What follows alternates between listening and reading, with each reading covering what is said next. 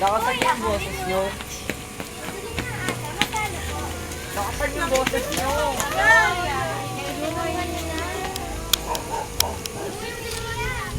Uy, parang gumagalaw. Wala na tayo.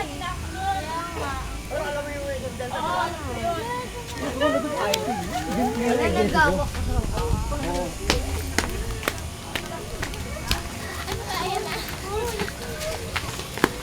Uy, nakilig na na.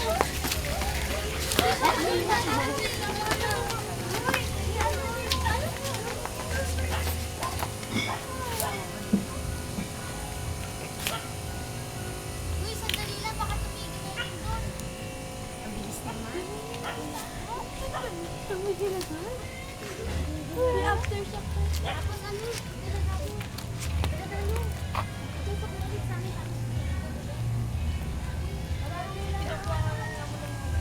Biglang lilindol ulit. Huwag kasi kayo magkalayo-layo ulit. Ang ginagawa.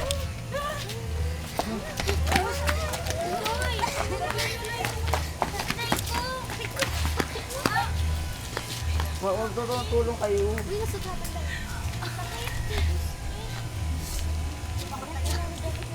Pulis, mama, pulis.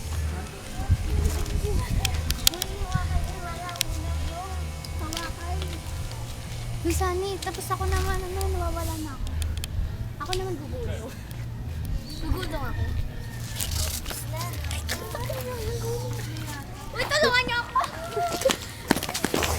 Yung ilid doon.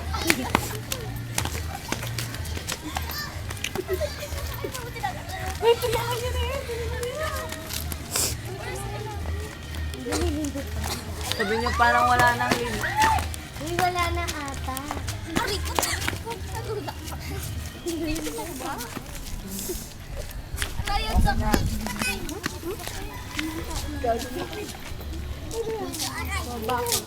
Lalo. Aray. Sabi baka lumulumain. Bata lumilin doon.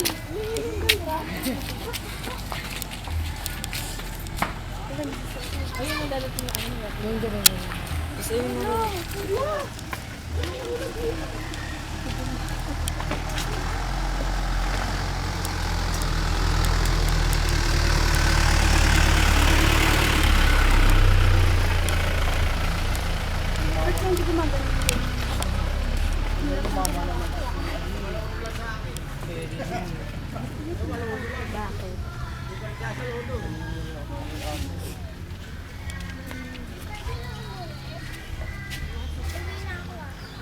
Wait lang. Bayram kami ng ano. Iba na lang yung Ako na lang. Ito po yung nangyari sa pagtapos ng lindol. Nag-iba po yung mga bahay. Tapos po, wala na rin po matitiran yung mga ibang tao. Kasi po, yung mga bahay nila nagkawatak-watak na. Nag-iba po kasi ng lindol. Pagtapos po ng lindol, marami po mga tao na matay dito. Kaso lang po, nilibing na po nila kasi maalingasaw daw po yung ano nila, mga amoy nila na masansang na amoy. Tapos po, kung meron po kayong mayaambag upang magawa po itong bahay na mga nasira ng lindol, pwede po kayo mag-volunteer dito.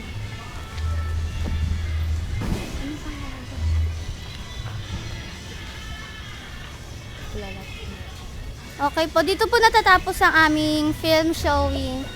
Ako po si Lea Cado, kasama po ng mga kagrupo namin. Bye po. Ako po pala si Sunny Villar at ako po pala ay mag-explain tungkol sa mga uri ng bato. Ito po ay isang uri ng bato na nanggaling sa humus. And this is, ito pong bato na to ay nanggaling sa clay na gawa sa semento. And marami pa po kaming mga nakitang ibang mga bato. Pero doon na lang po natin titignan. Okay. Tumayo ka, tapos din na. May papakita po ako sa inyo isang anyo ng lupa na tinatawag na loam soil. O ito ang lupang pinagtataniman natin ngayon.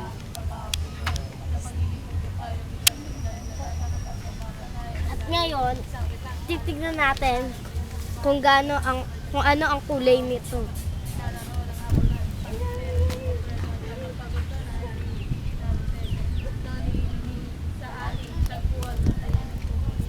Ito po ang lupang pinakaangkop sa pagtatanim para dito nabubuhay ang mga halaman dahil pag iba ang ginamit yung lupa, minsan ito ay namamatay at nalalanta. Ako po si Francesca Garner. At ako naman po si Lori Lane and Epis.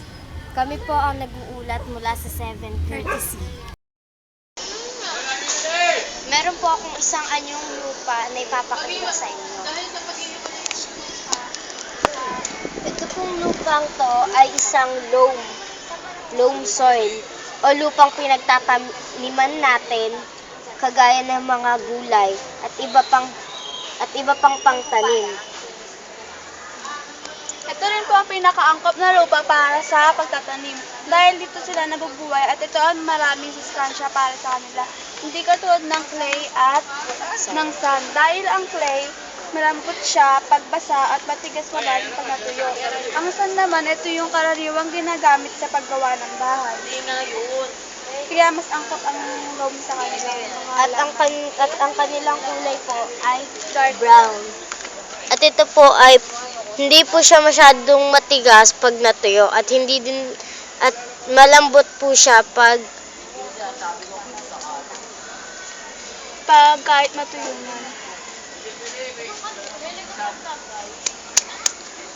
At ako po si Francesca Josephine C. Garner. Ako naman si Lori Lane L. Epis.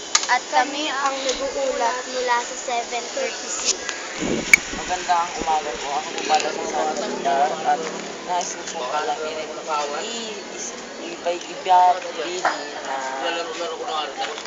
na kailangan po natin mag-ingat dahil po nagkakaroon na po ng mga pagbabago sa ating kaligtasan. Tulad po ng pagtapon ng basura. Ito po yung nakakasama po sa kalikasan po natin. Tapos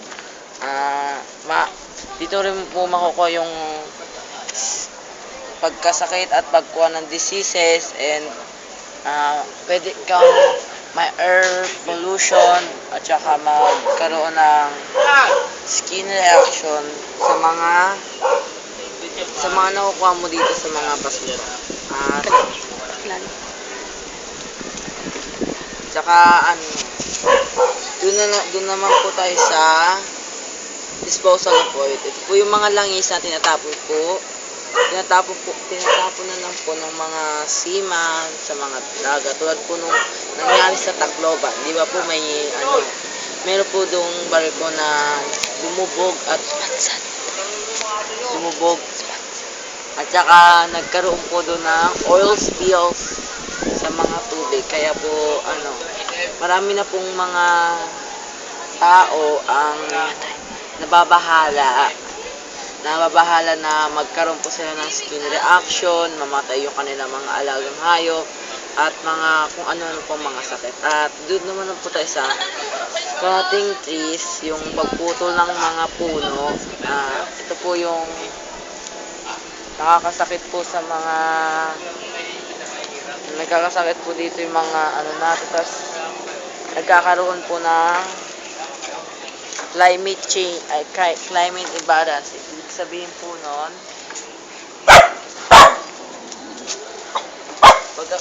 yung imbalance po ng ating climate, magkakaroon po ng bagyo, tsaka soil erosion. Sa lupa, nagkakaroon ng crop, and nagkakaroon din siya ng mga iba't ibang uri ng bagyo. At doon naman po tayo sa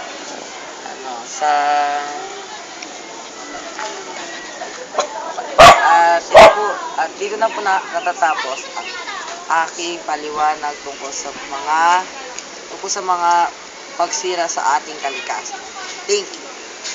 Good morning, Ma'am Livara. We are the representative of Silver PRTC. And we are magpapakilala po kami. Ako po si Jantel J.K. Ako po si Lea M. Cado. Ako po si Marie F. Cuarteza. Ako po si Laurelyn L.M. Ako po si Joyce L. Dulaco. Ako po si Sana El Sabilla. At ako naman po si Francesca Josephine C. Garland. At ang kumukuha naman po sa amin ay si Ate Lagalo. Once again, We are the representative of Silver PRTC under the supervision of Mena Cano.